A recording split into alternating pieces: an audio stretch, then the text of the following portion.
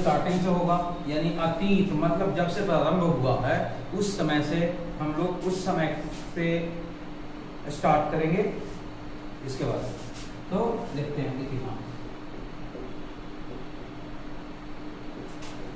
इतिहास जो है, इतिहास कहा किसको जाता है, तो मानव विकास के उस कहानी को इतिहास कहा जाता है जिसका लिखित वर्णन, यानी मानव विकास के लिए, मानव के विकास के लिए जो चीजें लिखा गया हो उसी को हम लोग क्या कहते हैं, इतिहास कहते हैं। दोस्तों हम लोग जानते हैं कि इतिहास का जो जन्म हुआ वो कहाँ हुआ है, तो इतिहास का जन्म हुआ यूनान में। इतिहास का जन्म कहाँ हुआ, यूनान में हुआ।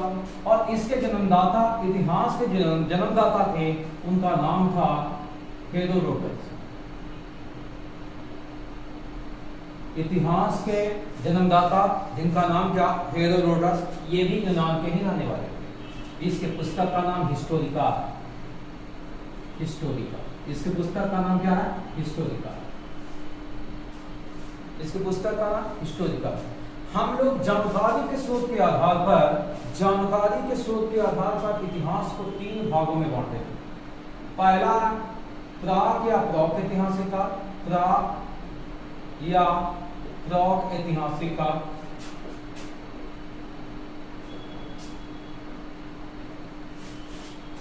प्राक या प्रौक ऐतिहासिक काल पहला ये हुआ। दूसरा हुआ आदि ऐतिहासिक काल, आदि ऐतिहासिक काल।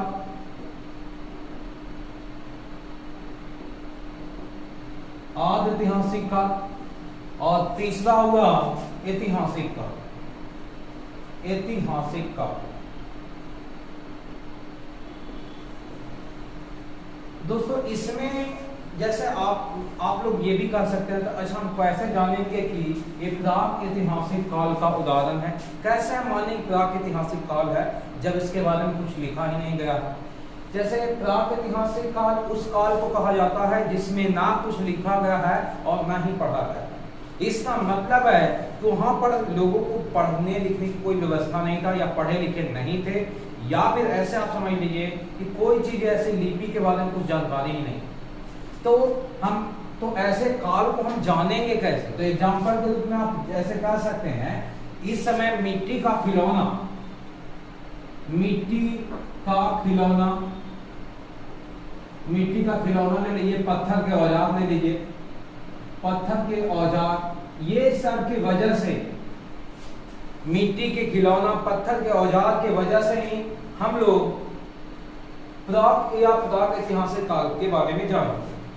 आदि ऐतिहासिक काल वैसा काल जो लिखा नहीं गया, लिखा तो गया लेकिन पढ़ा नहीं गया। इसका मतलब है इस समय के लोगों को लिपि के बारे में कोई पता ही नहीं था।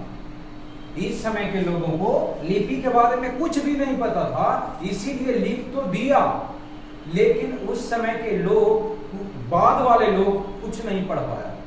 तो ऐसे काल को आदि ऐतिहासिक काल कहा जाता है जो लिखा तो गया लेकिन पढ़ा नहीं गया।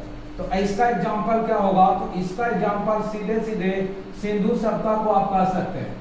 सिंधु सभ्यता से लिखा हुआ साक्ष्य कुछ भी नहीं मिला। हाँ, इसमें लिखा हुआ साक्ष्य नहीं मिला है, लेकिन भावचित्रात्मक साक्ष्य मिले हैं जिसको हम लोग अपठनीय कर सकते हैं। तो आदि ऐतिहासिक काल का उदाहरण कौन सी सभ्यता है, सिंधु घाटी सभ्यता। कभी कभी क्वेश्चन पूछ लेता है कि सिंधु घाटी सभ्यता की लिपि कैसी है, तो सिंधु घाटी सभ्यता की लिपि भावचित्रात्मक है। भावचित्रात्मक, भावचित्रात्मक या इसी को अपठनीय भी कहा जाता है। भावचित्रात्मक कहिए या अपठनीय कहिए, भावचित्रात्मक या अपठनीय कुछ भी दिख सकता है दोनों में से। सिंधु सभ्यता की लिपि कैसी थी, तो भावचित्रात्मक यानी भावनाएं व्यक्त की गई थी, या अपठनीय जो पढ़ा नहीं गया।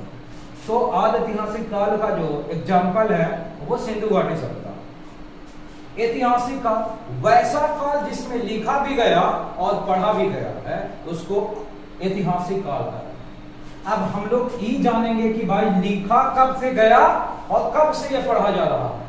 तो इसका जो एग्जाम्पल है वैदिक सभ्यता, वैदिक सभ्यता से आज तक के जो चीजें को लिखा गया है उसको हम लोग पढ़ रहे हैं। तो वैदिक सभ्यता से लेकर के वर्तमान तक की, वैदिक सभ्यता से लेकर के वर्तमान तक के जो चीजें लिखा गया है वो सब हम पढ़ते हैं, इसीलिए इसको ऐतिहासिक काल कहा जाता है। तो दोस्तों ये था जानकारी के स्रोत के आधार पर इतिहास को 3 भागों में बांटा। तो आप क्या बताओगे? ऐतिहासिक काल जिसका एग्जाम्पल मिट्टी के खिलौना, पत्थर के औजार वगैरह, जिसमें लिखा कुछ नहीं गया, नहीं कुछ पढ़ा गया।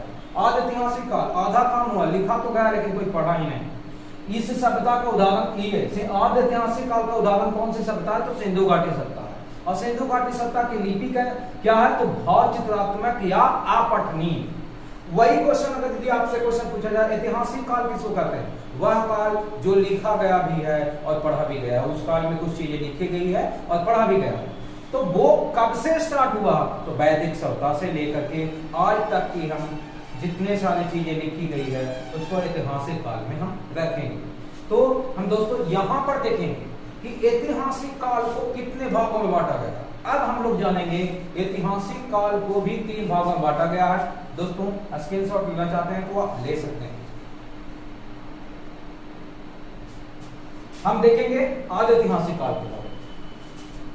सॉरी, ऐतिहासिक काल हो गया है। ऐतिहासिक काल को 3 भागों में बांटा गया है, इसके बारे में हम लोग चर्चा करेंगे। ऐतिहासिक काल को भी 3 भागों में बांटा गया है।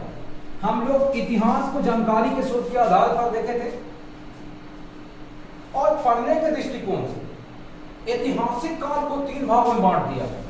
ऐतिहासिक काल को 3 भागों में बांटा गया। वो क्या था? ये है, पहला आप कह सकते हैं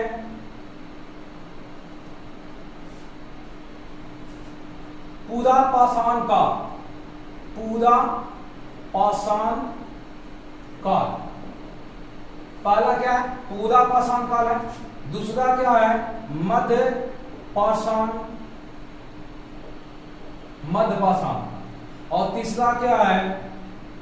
नव पाषाण काल। नव पाषाण काल। तो नव पाषाण काल इसमें दोस्तों हम लोग बारी से पढ़ेंगे कि पूरा पाषाण काल किसको कहा गया, इसमें क्या क्या चीजें हमें साक्ष्य के रूप में मिली, जबकि मध्य पाषाण काल के बारे में बारी से जानेंगे इसमें क्या क्या चीजें साक्ष्य के रूप में मिला, और नव पाषाण काल के बारे में बारी से जानेंगे।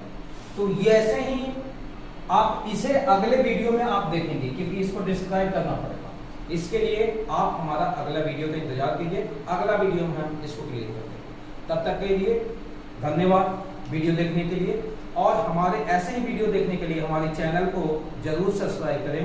और हमारे टेलीग्राम अजय स्टडी जीएस से है, वहां पर जाकर के भी हमको फॉलो अप कर सकते हैं।